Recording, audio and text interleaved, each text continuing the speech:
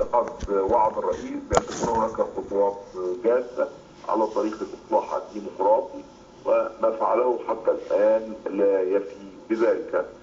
كل ما فعله حتى الآن هو تعيين نائب له وتعيين رئيس للوزراء، ولكن الخطوات التي يمكن أن يقطعها في هذا السبيل هي الأمر بالإفراج عن كافة المعتقلين، بما في ذلك الذين اعتقلوا خلال الأيام الأخيرة، منها أيضا محاسبة المسؤولين عن الانتهاكات التي جرت أثناء المظاهرات التي بدأت منذ يوم 25 من يناير، محاسبة هؤلاء الذين بالقيام بالدفاع عن امن المواطنين وتركوا هذه المساله تماما للقوات.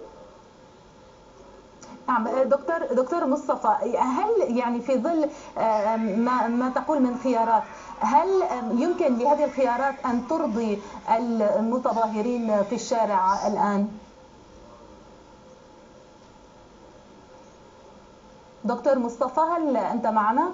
نعم، هو قرر ذلك بالإعلان أنه لن يتقدم بالترشيح في انتخابات الرئاسة القادمة.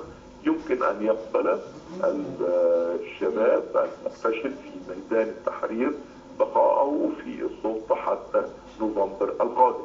أما إن لم يفعل ذلك فلن يكون أمام هؤلاء الشباب سوى. دكتور مصطفى، طيب في اطار اخر، في التحرك الذي سيكون غدا، هل يعني يمكن ان تبلغ الامور ذروتها في تشييع قتل هذا اليوم ظهرا؟ وهل هناك تخوف من ربما فقدان السيطرة على الامر؟ يبدو أننا فقدنا. نعم تفضل دكتور مصطفى. تعهدت بأن تضمن حماية المصريين، وما جرى حتى الآن هو أن الجنود الذين خرجوا قد تآخوا مع المتظاهرين، ولذلك لا أتصور أنه سوف تكون هناك اليوم مواجهات دامية، ولكن يعني أعتقد أن الأمر سيمضي بسلام. وإن لم يقم الرئيس حسني مبارك باتخاذ خطوات جديدة فالأيام القادمة سوف تشهد تصعيدا لحركة هؤلاء الشباب. بما يتعلق بالمواقف الخارجية مما يجري في مصر وتحديدا الموقف الأمريكي، كيف تقرأ موقف الولايات المتحدة وتعاطيها مع ما يجري في مصر؟ من الرئيس حسني مبارك أن يبادر باتخاذ خطوات جادة على طريق الإصلاح السياسي الديمقراطي، والولايات المتحدة تحديدا طلبت منه أن يقوم بتشكيل حكومة ذات اتجاهات متعددة. وأهم الدول التي راقبت الوضع في مصر وأعربت عن موقفها هي الولايات المتحدة الأمريكية، بريطانيا، فرنسا، ألمانيا، دول الاتحاد الأوروبي. من ناحية أخرى هناك دول أبدت تعاطفا مع موقف الرئيس حسني مبارك، في مقدمتها المملكة العربية السعودية، وإلى حد ما أيضا الرئيس الفلسطيني محمود عباس. نعم، ولكن تحديدا فيما يتعلق بالولايات المتحدة دكتور مصطفى، معروف خطوات من أجل الإصلاح الديمقراطي لم يقدم الملك عبد الله والرئيس الفلسطيني أي اقتراحات خاصة ينبغي على الرئيس حسني مبارك أن يأخذ بها.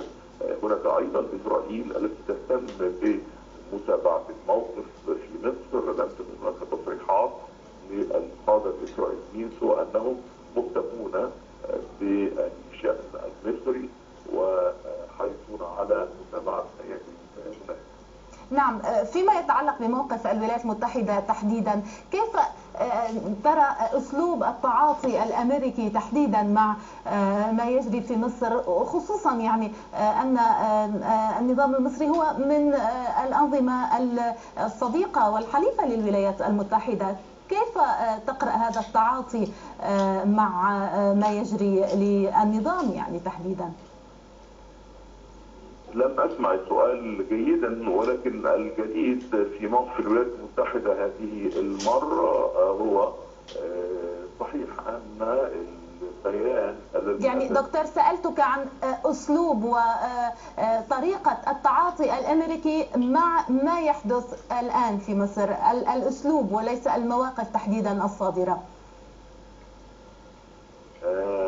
أسلوب التعاطي الأمريكي كان أسلوبا دبلوماسيا سوى بين الحكومة وبين المتظاهرين، وإن كان قد فضل في المواقف التي ينبغي أن تتخذها الحكومة من حيث احترام الحرية العامة، ومن حيث عدم اللجوء إلى العنف، ومن حيث العودة عن تقييد استخدام شبكة الإنترنت في مصر.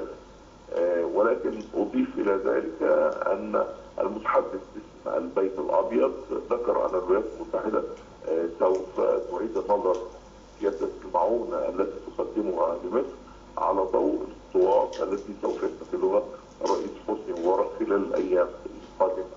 والتلويح باستخدام سلاح المعونة هو أمر جديد على مثل هذه التصريحات الأمريكية، وهذا لم يحدث من قبل. طيب كيف تقرأ الأيام المقبلة دكتور مصطفى؟ أظن أن الخطوة التي اتخذها الرئيس حسني مبارك بالأمس من تعيين نائب لرئيس الجمهورية ورئيس للوزراء ليست كافية لإقناع الشباب المنتشر في ميدان التحرير بأنه يقوم بتغيير النظام. ما جرى حتى الآن هو مجرد تعيين لأشخاص، ولكن ليس تغيير لسياسات.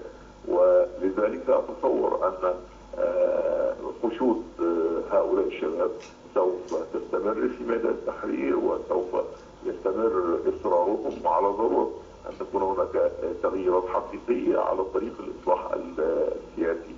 وأعتقد أنه سوف يكون هناك قدر من الاستجابة لهذه المطالب، ولكنها لم تكن استجابة كاملة.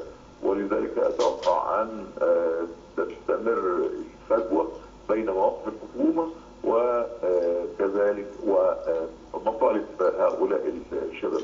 أنا لا أتوقع في الحقيقة نهاية سريعة لهذه الأزمة. قد تنتهي حركة الشباب دون أن يحصلوا على مطالبهم خلال الأيام القليلة القادمة، ولكنها سوف تتجدد بعد فترة. يعني أيضا اليوم شهدنا مقتل مواطنين بالرصاص الحي، ما يعني يمكن أن يجري في هذا المجال في حال استمرت التظاهرات والتحرك الشعبي؟ يعني هل هناك تخوف من اتساع دائرة هذا الأمر؟ لا أظن. ربما يكون أسلوب الحكومة في التعامل مع هذا الأمر هو إسعاد هؤلاء الشباب. لا أتصور أن تكون هناك محاولة لاستخدام الرصاص الحي لتفريق هؤلاء الشباب. هناك العديد اليوم من القتلى في صفوف المتظاهرين، خصوصا أمام وزارة الداخلية، سقطوا بالرصاص. لم أسمع السؤال جيدا. هناك العديد، كنت أقول، من المواطنين